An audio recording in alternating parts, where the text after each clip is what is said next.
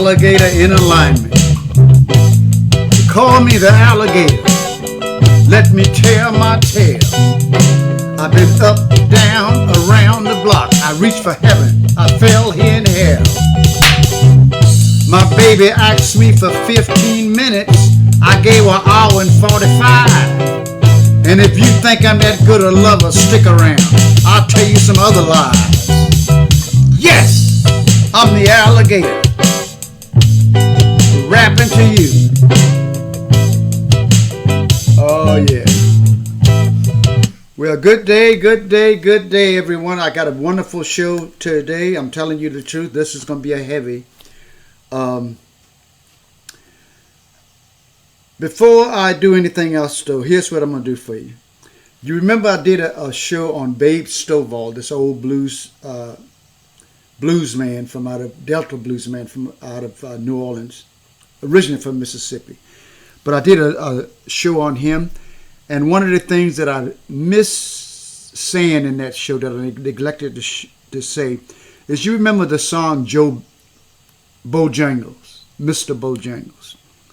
I forget who wrote that song, Jerry Jeff Walker, somebody. But Babes, that song, I've heard it since the song came out, so I'm assuming it's true. That song was wrote by him meeting Babe Stovall, the same gentleman that I was telling you about. So just because that's in, here's what I'm going to do for you to start this show off.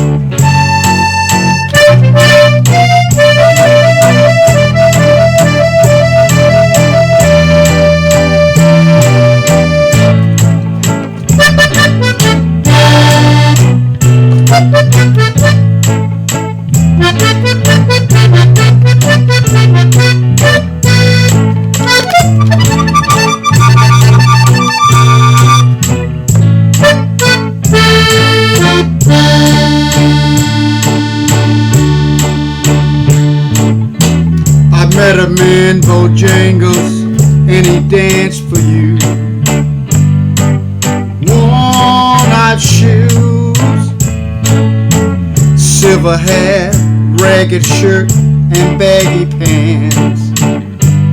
That old soft shoe. He jumped so high, jumped so high. Then he lightly touched down. Babe Stovall said now, Mr. Bojangles, Mr. Bojangles, Mr. Bojangles, come on and dance. Now he probably met Babe like I did. I met him in a cell in New Orleans. I was down and out. He looked at me to be the eyes of age as he spoke right out. He talked of life, talked of life. Then he shook his clothes all around. And now, Mr. Bojangles, babe, Mr. Bojangles, Mr. Bojangles, come on and dance. Dance, dance, dance. Come on and dance, Mr. Bojangles. Dance, dance,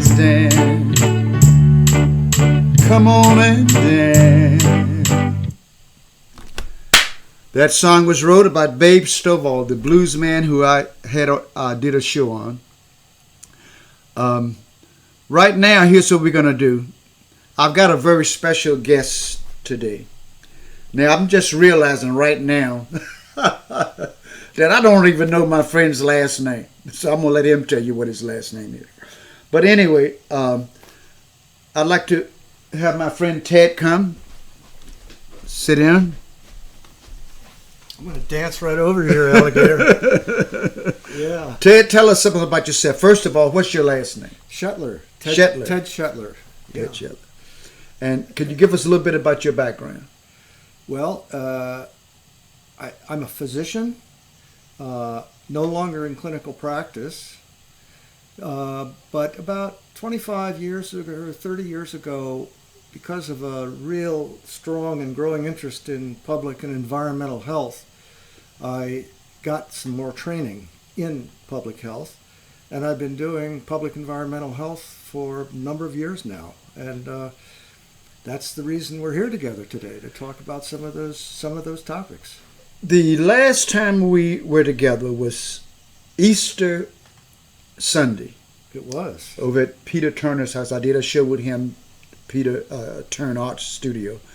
And we were sitting there, and I looked at you and I said, Ted, did you know that Stinson Beach, and I'm sure some of you know where Stinson Beach is, it's across Mount Tamalpais in Marin, that Stinson Beach has to move the people who are living on the beach further up to the mountainside, because they say in 25, 30 years, that whole area is going to be underwater. Now, that was what started us off on this conversation, because I didn't realize how involved you were in it. But it just blew my mind that they're already making the plans. The plans are already in place to move these homes back closer to the mountain. So to me, that's saying climate change is right in our lap. It's not elsewhere. And then when you started talking about your knowledge of it, so I'm gonna just let you go for a bit. Could you help us out? Well, yeah. I mean, we were talking about rising sea levels, which are going to flood these homes, and so they're going to have to move. That's close to home, but we're also here in California dealing with so many other issues related to climate change. I mean, the last several years we've had these enormous wildfires that have destroyed entire communities and killed a number of people. Unprecedented wildfires related to both the way we're living on the land, but also the drought.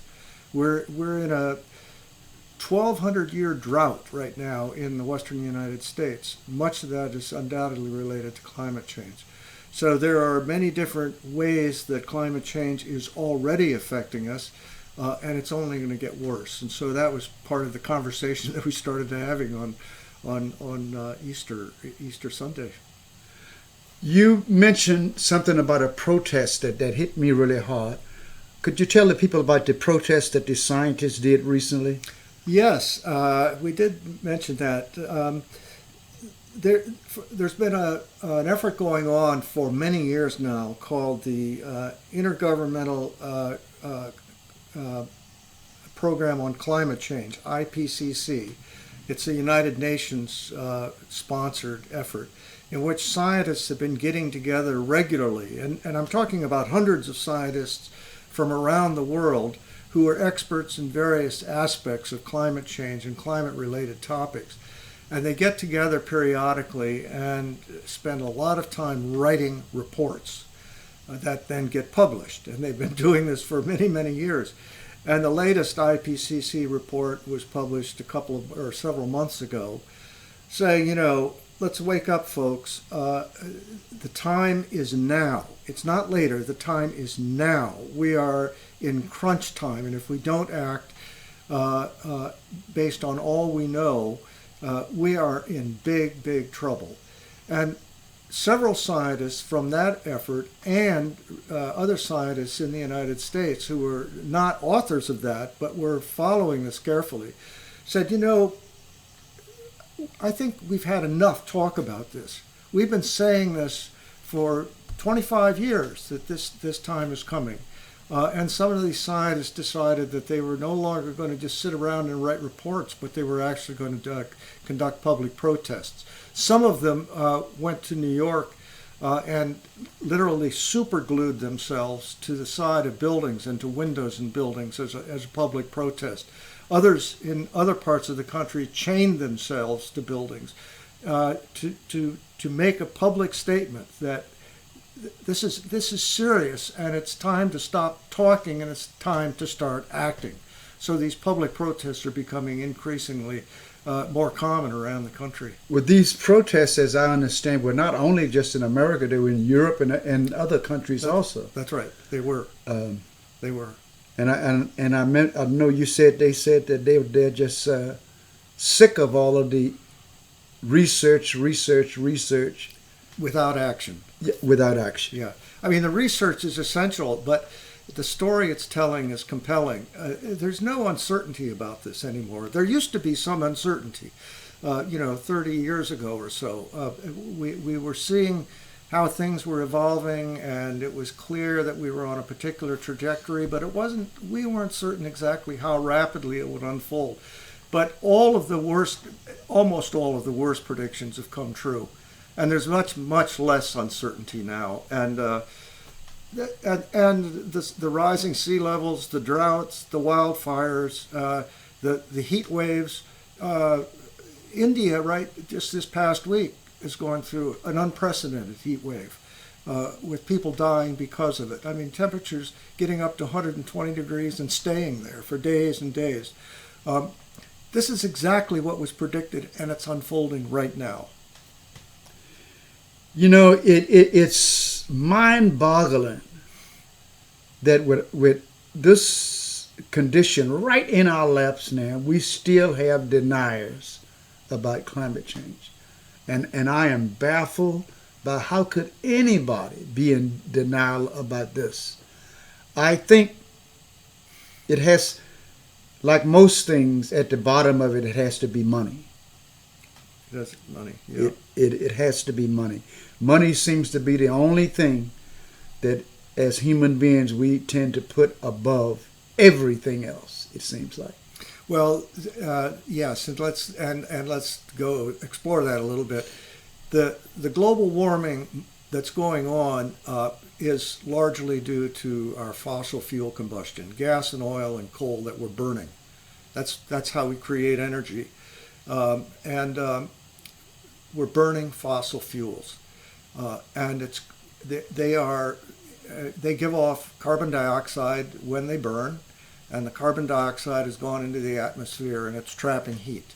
Now, carbon dioxide is not the only greenhouse gas. Call those greenhouse gases because they trap the heat down closer to the surface of the earth. Another important source is agriculture and methane from animal agriculture. But these collectively are sending the gases into the atmosphere which warm the earth. Now we know what to do about this. We have to stop burning fossil fuels, and we have to move toward renewable energy and efficiencies and reform agriculture in ways that get more carbon into the ground. So we know what we need to do. But when we start doing those things, this gets to the money issue because there's a lot of money behind fossil fuels. Getting it out of the ground and burning it for energy, it's an enormous amount of money involved. The same thing with industrial agriculture. That's responsible for a lot of the carbon being gotten out of the soil, as well as the industrial production of cows, particularly cows, on industrial feedlots, which is a source of methane and other greenhouse gases.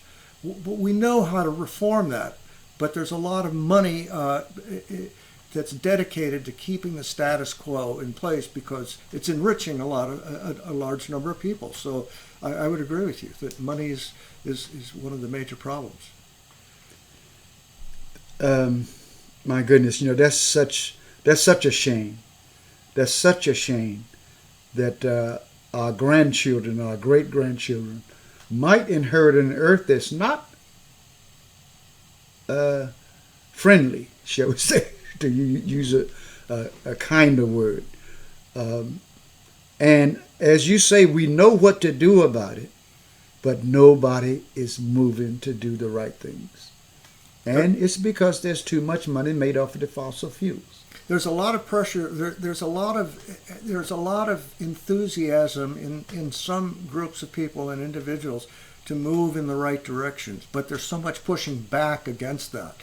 And so what we're seeing happen now is what many people are calling false solutions. So, for example, the oil and gas industry says, well, we can address this problem by capturing the carbon dioxide rather than releasing it into the atmosphere. We'll capture the carbon dioxide and bury it underground, or pump it into old oil wells to get the last little bit of oil out of that. But it's a way of prolonging the gas and oil industry by doing that, rather than moving to alternatives, the renewables that we also are seeing a lot of interest in. I mean, solar power, wind power in the United States and around the world is now far cheaper than it was just 10 or 15 or 20 years ago. And there's a lot of enthusiasm for getting more of that deployed, which is good. But on the other hand, we're not moving away from the fossil fuel combustion nearly as rapidly as we need to. Well, from some of the information you sent me, we need to move really quickly. That's what the IPCC report says. This is crunch time. Yeah. If we don't, the IPCC report said, look, if we have not gotten our carbon dioxide releases down to zero by 2050, and down 40% from where it is now by 2030, which is only 10 years or less than 10 years from now, we're looking at about a 3-degree centigrade rise in temperature. 3 degrees. The goal when IPCC started was not to exceed 1.5 degrees. Now we're looking at 3 degrees. And it's going to be, if that happens, it's going to make much of the world uninhabitable, not only for people, but for many other species as well. I mean, we're going to be seeing a huge die-off. We're going to be seeing enormous amounts of migration by people who are going to suddenly have to move from where they now live because it will be uninhabitable. It will be too hot. There won't be enough water.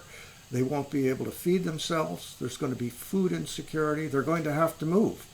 The sad part of this is that in the human population, the people who are going to be most affected are going to be those who are of low income, who have less means to adapt and to move, but they're going to be in a bind. So this is not going to affect everybody equally, and that's what we will see unfold, whether it's flooding from sea level rise or burned out villages and cities or loss of food sources. It will affect poor people more than it will people who are better off. That's doesn't that seem to be the way it is about just about everything? It seems that the downtrodden and the poverty-stricken are the ones who actually suffer most. That's true. It's true. So there's a justice section to this climate change thing also. Yeah, it's part of the larger issue of what many people call environmental justice, where if you look on a whole bunch of different environmental issues, you find that people of lower income are often the people who suffer the most from environmental pollution or poor housing or lack of health care or whatever it is. I mean, there are injustices that are baked into the system, and climate change is one more, and is exposing a number of these. Is going to make a number of these other issues worse. So I hope everybody who's listening The one thing that I found out when you sent me some material, I was reading it and I was saying to myself, the average Joe on the street is never going to hear this stuff. It's never going to hear it. Even the protests that the scientists did. Why wasn't that front page news? That's a huge thing. For them to rebel in that type of way, to show how urgent things are, and you don't see it on the news. It should have been everywhere. I suspect that it was on some news outlets and not on others, which raises an important point about who and what controls the media in our country and in other countries as well. And what we've seen, of course, is a lot of polarization in the media in terms of what's reported and what's not reported. And we have to remember that it was only a few years ago that we had an administration in this country, a president and an administration that were basically climate deniers, that just ignored the data.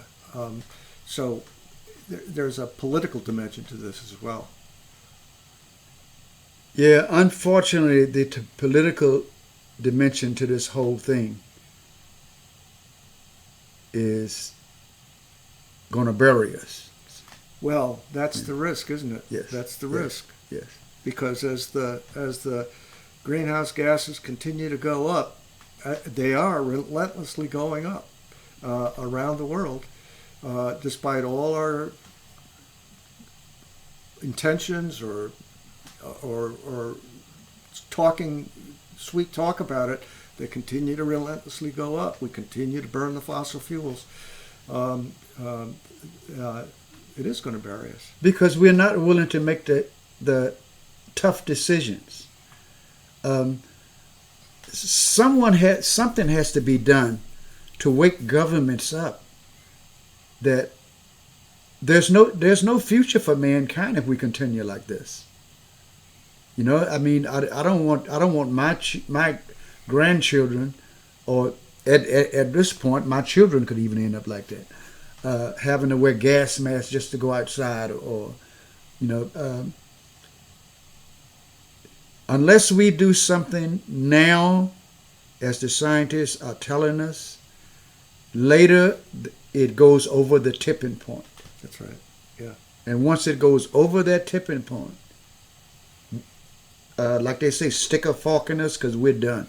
Well, the tipping point is a really important point to talk about, because as the world warms, we're getting more and more thawing of like permafrost, for example, up in the Arctic, which allows a lot of methane that has been stored below the surface, frozen below the surface for millennia, begins to seep out. And once that gets going, even if we were to stop all fossil fuel burning, that methane would continue to come out and create a feedback loop, so it would contribute to even more and more warming. And once that happens, then we've lost the capacity to act, because it's now a natural event that's spinning out of control. So that's a tipping point, and we hope we haven't gotten there yet. The IPCC says we still have time to act, but we have to act in dramatic ways now. But I'm suspicious that if we don't do what is recommended, that another IPCC report or two is going to say, we're now in this positive feedback loop. We've gone over the tipping point, and now it's going to feed upon itself. Feeds on itself, exactly. Yeah. So I hope everyone out there is listening. I hope government officials, if you get a chance to view this, give it some thought. We want this. We've been given this great planet. Call it God or whatever you want to call it, But everything is perfect here for us. Everything is perfect. And there's some kind of intelligence in that because we can say, boom, the Big Bang. But to look at Earth, it's like saying we have a Big Bang, or you throw a puzzle into a tornado.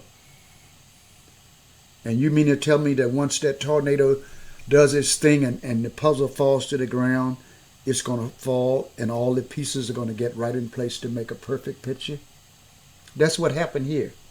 So there's some kind of intelligence behind that. So I'm not going to get off into that.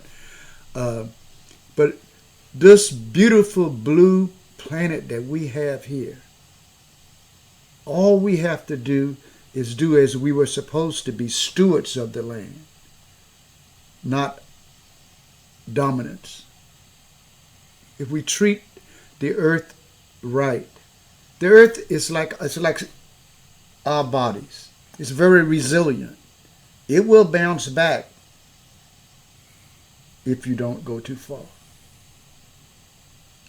Am I correct with that? Well, and I think that the Earth is incredibly resilient, but the challenge for us is, climate change unfolds the way it's apparently unfolding. The Earth may not be hospitable to us anymore. The Earth will go on far more impoverished, because not only humans will find it uninhabitable, but many other species, both animal and plants as well, will also not be able to survive in an overheated planet. But something will survive. There will still be an Earth, but it won't be a home for us. Yes. Yeah. You know what I've always said, Ted? Since I was a little boy, I came to the conclusion that in the circle of life, every time you lose a plant or a certain animal, it creates a glitch in the circle of life. However, human beings are the only creatures on this earth that if you totally remove them from existence on this earth, there won't be a glitch. The earth will actually benefit from our removal.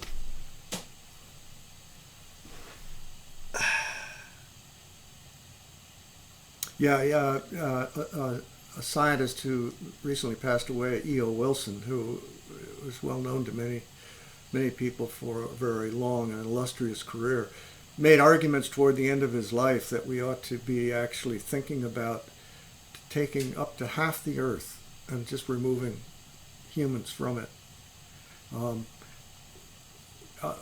Obviously, that would have major impact on where humans go and how they live with each other and so on. But his point was that, just to follow on exactly what you were saying, that if a substantial portion of the earth did not have humans on it, we would preserve far more species and far more complex designed ecosystems than the way we're going about it now. Of course, it was controversial, but he was making exactly the point that you're making. Yes, yes. So many things are being done now to try to help, but not enough. And the reason that it all goes back to money. It all goes back to money. And how do you change something when money seems to be more important than the future?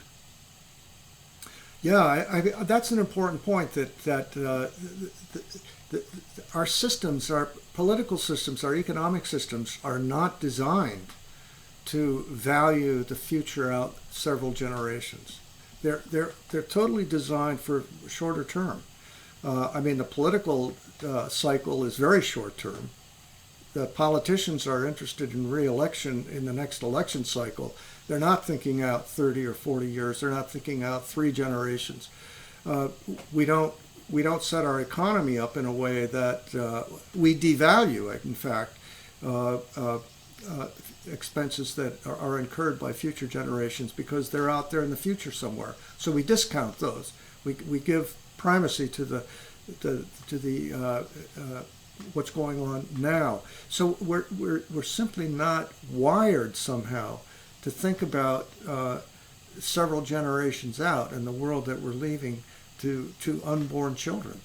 But that's what we're doing. That's exactly what we're acting on now. We're influencing now with our activities or our decisions that we're making these days.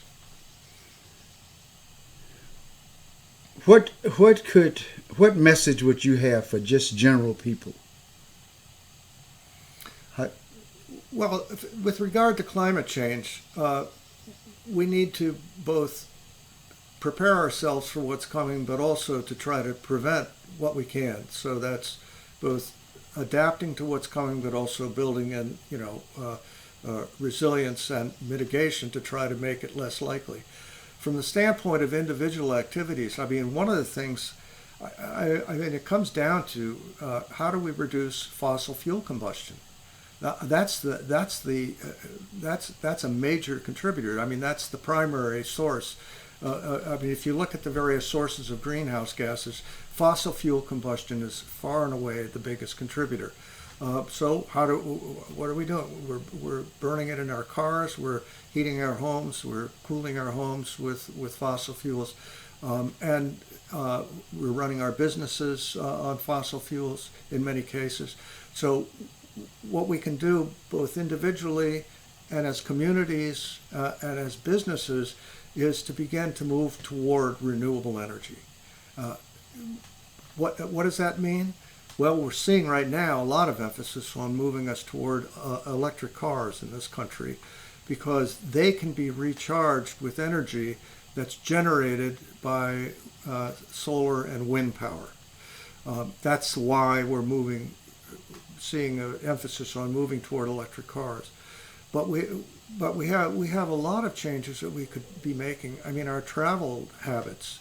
We get in airplanes and burn up a lot of fuel flying around to various places. We've learned during the COVID pandemic that a lot of this travel isn't necessary, that we can do more of it by internet. And that's something that we ought to continue to do. So in our own individual choices and community choices, thinking about how do we move toward renewable energy sources. But I would also point out that, as I mentioned earlier, that our food production system is also a source of greenhouse gases, both because it depends on a lot of fossil fuel combustion for producing crops and for transporting them around the country and around the world, but also the methane and other greenhouse gases that come out of industrial meat production in these industrial feedlots. And so it's very clear from well-designed research and published in peer-reviewed journals that if we changed our dietary patterns so that we consumed less meat and moved towards more plant-based diets, that could have an enormous impact on the greenhouse gases that come out of the agricultural system. So those are changes that we can make, and many individuals and businesses are. I work, for example, with a coalition and an organization called Healthcare Without Harm that is quite successfully actually trying to modify certain practices in the healthcare industry to reduce the environmental footprint of hospitals and other healthcare facilities as they deliver care. And there are many hospitals in the United States now that are adopting practices that are focusing on how do we reduce so-called climate footprint. How do we reduce our energy consumption? How do we reduce the climate impact of all the things that we purchase, including food? And so now we're beginning to see hospitals around the country make purchasing decisions where they're deciding how do we alter our menus so that we're buying less meat that's responsible for so much of the greenhouse gas emissions, and move towards more plant-based or plant-forward diets that are tasty and that people enjoy, but have a much smaller climate footprint. So we're seeing it both at the individual level, but also at the community and business level. There are some efforts going on to try to reduce this impact. But we still have to get back to this going in, drilling and mining fossil fuels that we just bring up to the surface and burn and create the greenhouse gases that are making this whole thing continue to churn. And there are those who, I have friends like that, who they say, we're paying so much for gas, we need to drill for more oil. We need to drill for more oil. Yeah. Immediate gratification and no sense whatsoever of what's down the road. You know, it's a very short-sighted, almost blind way of living. Well, and at the same time, I understand the argument, because now we find ourselves in the middle of a political and now a war going on in Europe that has disrupted the supply of oil and gas and so on, and even coal has been influenced. And people do struggle paying high prices for gas, which has suddenly gone up for several reasons, but the war among them. And if your salary hasn't increased and you got to get to work, the $6 a gallon gasoline hurts. So you can understand why somebody might say, well, I've got to go drill for more and try to get the... Mm-hmm. So we have to appreciate the struggles that people have. At the same time, we have to be putting in place with a longer view of how do we get ourselves to a more electrified transportation system that can be run more on renewables and less on oil, and do that in a way that's got some sense of fairness and justice about it as well. It's a struggle, but I do appreciate what some people are facing as they get up to go to work, and the high prices at the gas pump are painful. Yes, it is. Yes, it is. But my attitude is I'm willing to suffer whatever I have to, not only for the climate change, but also for the war in Ukraine. You know, these people are fighting for their freedom. If we think we are suffering, think about how much they are suffering. So you know, I'm willing to. I don't like it either, but I'm willing to take the hit financially, because it's needed. It's needed. Ted, I told you when we decided to do this that we was going to break your thing up into 3 different parts. I think we have covered a good part now. Maybe next time we'll cover the food and the financial thing to do with that. Okay. Okay. Mm-hmm. And we'll break this up into three different sections. I really appreciate you coming on and enlightening me and others. Well, thanks for the invitation. Yes. I've enjoyed it. Yes. We're going to get you back real. In fact, I'll probably be back in a couple of weeks, and we'll do another one. So anyway, I hope you people out there have been really paying attention to the information that Ted's given us. He's someone who actually knows what he's talking about. And those of you who are still climate change deniers, all I can say is wake up. Wake up. You know, time's slipping, and we don't have much time now to work on this. We have to move, not only as individuals, but our governments have to make the hard choices. We have to make the hard choices, because otherwise for human beings, life is not going to be easy on this earth. And we've had a wonderful run for however long we've been on this planet. And the earth has always supported us and provided us with everything that we needed. But right now, Mother Earth is ill. And we need to treat her like the mother that she is. If your mother is ill, you want to see her well. You want to do whatever you can to get her to be a nurturer of human beings again.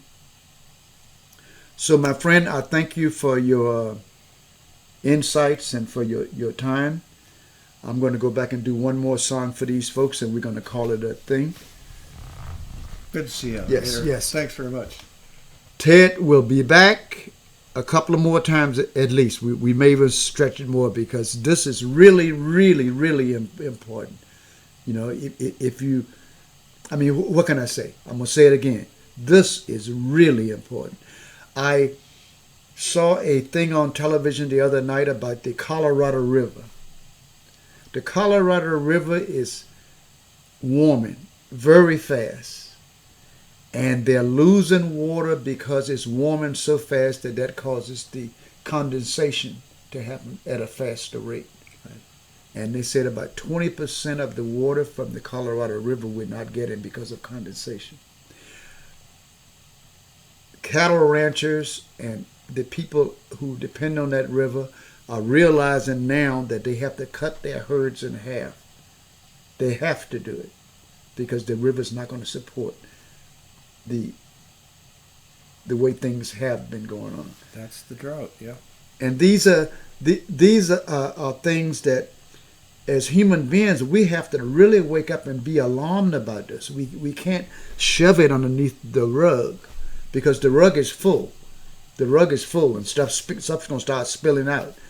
We know that as much as we thought that the glaciers would melt, they are melting at a much faster rate than we thought. All of these signs are desperate signs. And I think this is definitely the most important show that I've done. And I'm looking forward to doing more. Good to see you. Okay. I'm going to go on and do this little song for y'all. And we're going to call this one a day. Johnny Cash.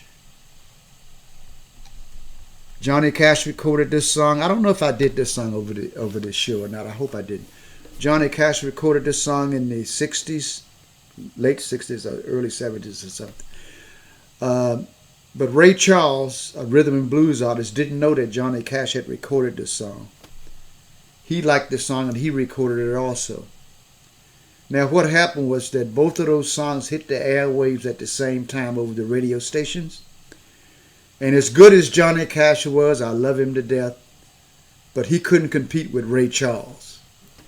They both hit the airwaves at the same time. Johnny's version went right down the tubes, and Ray Charles had one of the biggest hits of his entire career. I'm going to do the Johnny Cash version. Here we go. Let's see what we can get with this.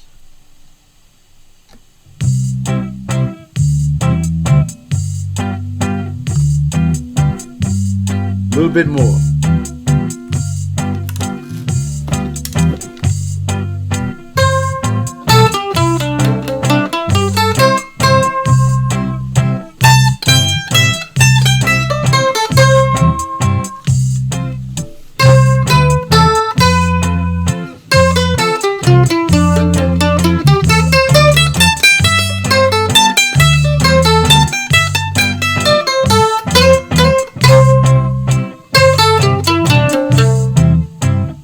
Well, my bills are all due. The baby needs shoes, and I'm busted. Cotton is down to $1/4 a pound. Lord, and I'm busted. I got a cow that went dry, a hen that won't lay. Big stack of bills that gets bigger each day. The county's gonna haul my belongings away. Lord, 'cause I'm busted. So what did I do? I went to my brother to ask for a loan. I was busted. And that was hard for me to do because I'm a proud man. And I hate to beg like a dog without a bone, Lord, but I'm busted. My brother said there ain't a thing I can do. My wife and my kids all down with the flu. And I was just thinking about calling on you, Lord, 'cause I'm busted.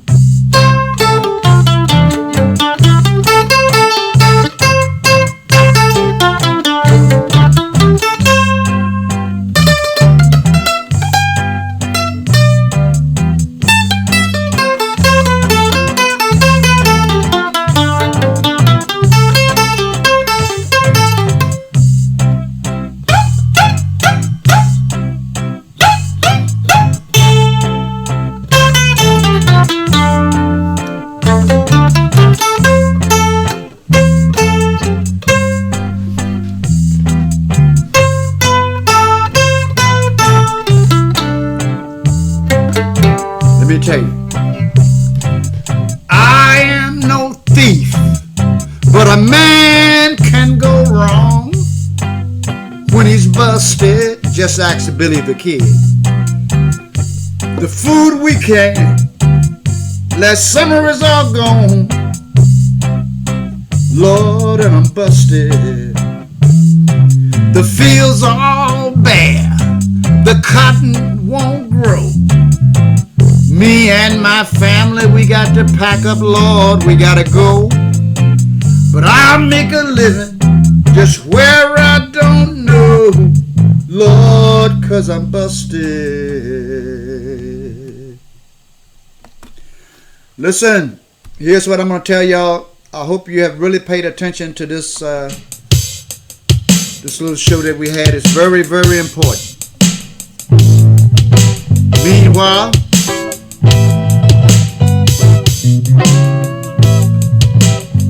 I gotta go. They call me the alligator.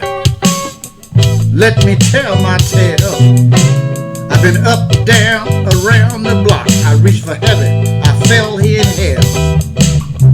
You might like Beethoven, but the blues is what I do.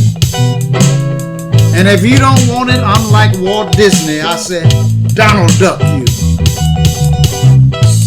Call me the alligator. Let me tell my tale. Happy trails.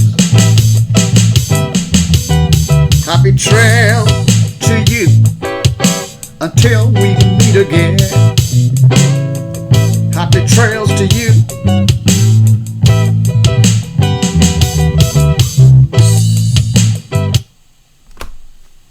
Happy trails. Once again, Alligator, I will be bringing Ted back. See y'all next time. You hear me?